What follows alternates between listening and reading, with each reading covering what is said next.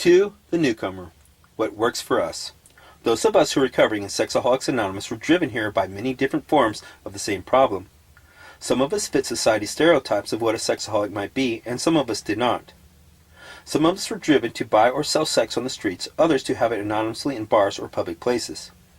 Some of us found ourselves in painful or destructive affairs or consumed by an unhealthy obsession with a particular person or succession of persons. Many of us kept our obsessions to ourselves, resorting to compulsive masturbation, pictures, fetishes, voyeurism, or exhibitionism. Some of us victimized others, and with many of us, our compulsions took a toll on family, co-workers, and friends. Very often we felt that we were the only ones who could not stop, and that we were doing this, whatever it was, against our will.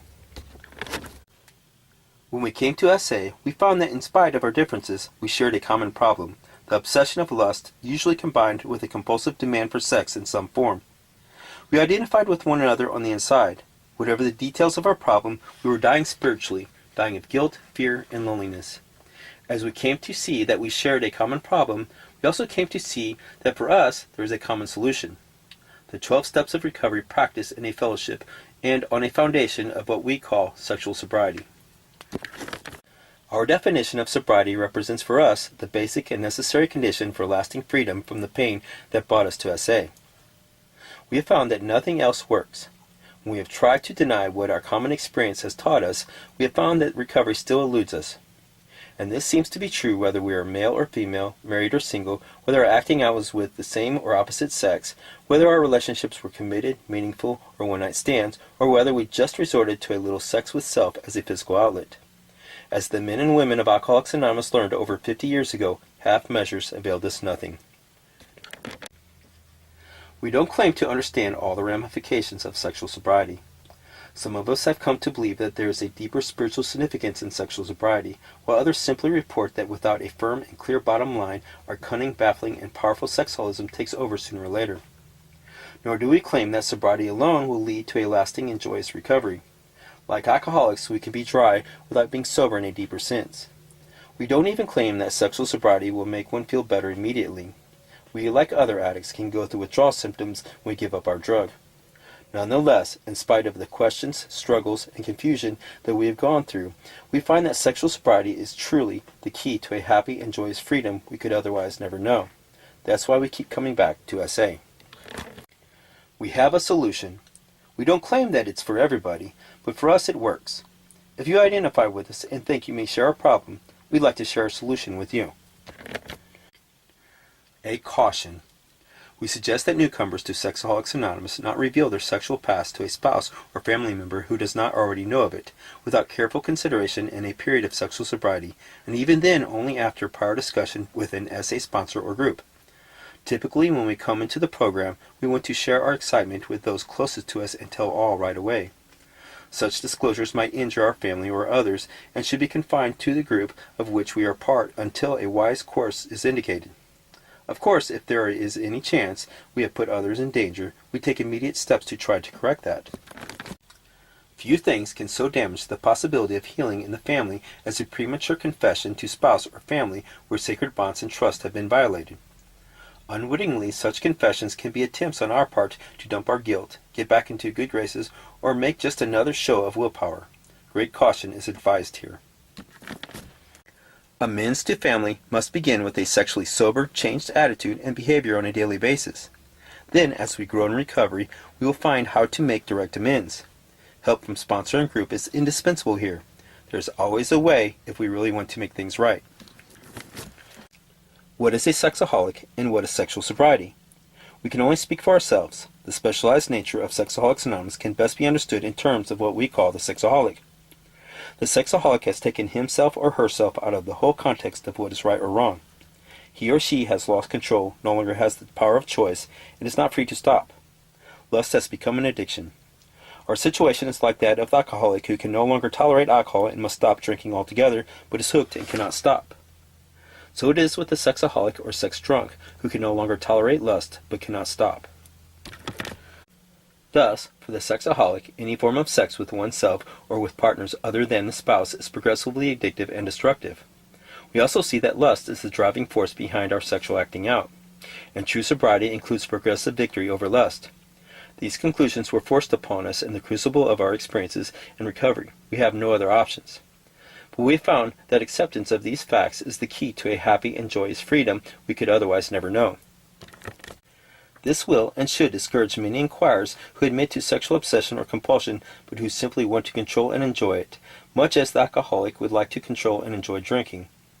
Until we had been driven to the point of despair, until we really wanted to stop but could not, we did not give ourselves to this program of recovery. Sexaholics Anonymous is for those who know they have no other option but to stop, and their own enlightened self-interest must tell them this.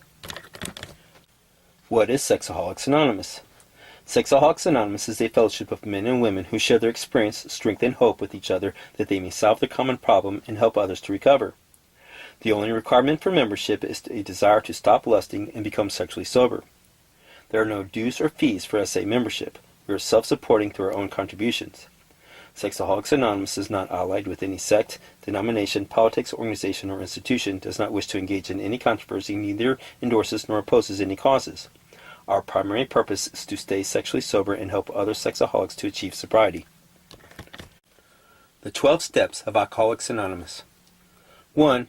We admitted we were powerless over alcohol, that our lives had become unmanageable. 2. Came to believe that a power greater than ourselves could restore us to sanity. 3. Made a decision to turn our will and our lives over to the care of God as we understood Him. 4. Made a searching and fearless moral inventory of ourselves. 5. Admitted to God, to ourselves, and to another human being the exact nature of our wrongs. 6. Were entirely ready to have God remove all these defects of character. 7. Humbly asked Him to remove our shortcomings. 8. Made a list of all persons we had harmed and became willing to make amends to them all.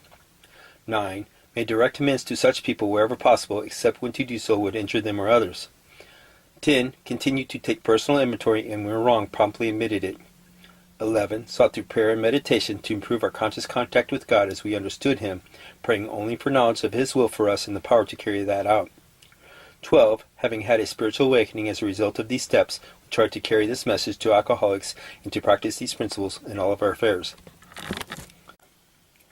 The 12 Traditions of Alcoholics Anonymous. 1. Our common welfare should come first. Personal recovery depends upon AA unity. 2. For our group purpose, there is but one ultimate authority, a loving God as He may express Himself in our group conscience. Our leaders are but trusted servants, they do not govern. 3. Their only requirement for AA membership is a desire to stop drinking. 4. Each group should be autonomous except in matters affecting other groups or AA as a whole.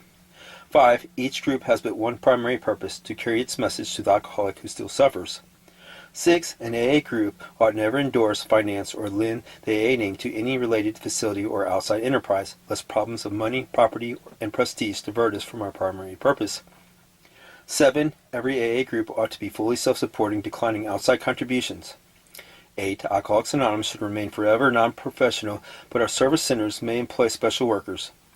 9. AA as such ought never be organized, but we may create service boards or committees directly responsible for those they serve. 10. Alcoholics Anonymous has no opinion on outside issues, hence the AA name ought never be drawn into public controversy. 11. Our public relations policy is based on attraction rather than promotion. We need always maintain personal anonymity at the level of press, radio, and films. 12. Anonymity is the spiritual foundation of all of our traditions, ever reminding us to place principles before personalities. The 12 Steps of Sexaholics Anonymous. 1. We admitted that we were powerless over lust, that our lives had become unmanageable. 2. Came to believe that a power greater than ourselves could restore us to sanity. 3. Made a decision to turn our will and our lives over to the care of God as we understood Him. 4. Made a searching and fearless moral inventory of ourselves. 5. Admitted to God, to ourselves, and to another human being the exact nature of our wrongs.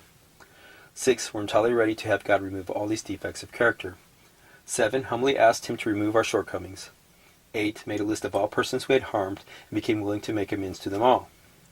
9. Made direct amends to such people wherever possible, except when to do so would injure them or others. 10. Continued to take personal inventory and when we were wrong, promptly admitted it. 11. Sought through prayer and meditation to improve our conscious contact with God as we understood Him, praying only for knowledge of His will for us and the power to carry that out. 12. Having had a spiritual awakening as a result of these steps, we tried to carry this message to sexaholics and to practice these principles in all of our affairs. The 12 Traditions of Sexaholics Anonymous. 1. Our common welfare should come first. Personal recovery depends on SA unity. 2. For group purpose, there is but one ultimate authority, a loving God as he may express himself in our group conscience. Our leaders are but trusted servants, they do not govern. 3. The only requirement for membership is a desire to stop lusting and become sexually sober. 4. Each group should be autonomous except in matters affecting other groups or Sexaholics Anonymous as a whole. 5. Each group has but one primary purpose, to carry its message to the sexaholic who still suffers. 6. An SA group ought never endorse, finance, or lend the SA name to any related facility or outside enterprise, lest problems of money, property, and prestige divert us from our primary purpose. 7. Every SA group ought to be fully self-supporting, declining outside contributions. 8. Sexaholics Anonymous should remain forever non-professional, but as service centers may employ special workers. 9. SA as such ought never be organized, but we may create service boards or committees directly responsible for those they serve.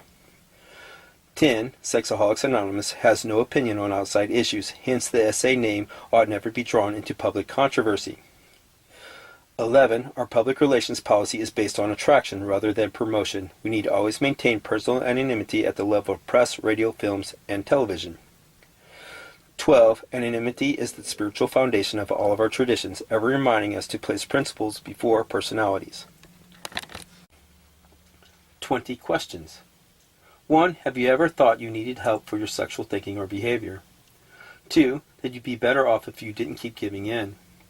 3. That sex or stimuli are controlling you? 4. Have you ever tried to stop or limit doing what you felt was wrong in your sexual behavior? 5. Do you resort to sex to escape, relieve anxiety, or because you can't cope? 6. Do you feel guilt, remorse, or depression afterward? 7. Has your pursuit of sex become more compulsive? 8. Does it interfere with relations with your spouse? 9. Do you have to resort to images or memories during sex? 10. Does an irresistible impulse arise when the other party makes the overtures or sex is offered? 11. Do you keep going from one relationship or lover to another? 12. Do you feel the right relationship would help you stop lusting, masturbating, or being so promiscuous? 13. Do you have a destructive need, a desperate sexual or emotional need for someone? 14. Does pursuit of sex make you careless for yourself or the welfare of your family or others? 15. Has your effectiveness or concentration decreased as sex has become more compulsive? 16. Do you lose time from work for it? 17. Do you turn to a lower environment when pursuing sex? 18. Do you want to get away from the sex partner as soon as possible after the act? 19. Although your spouse is sexually compatible, do you still masturbate or have sex with others? 20. Have you ever been arrested for a sex-related offense?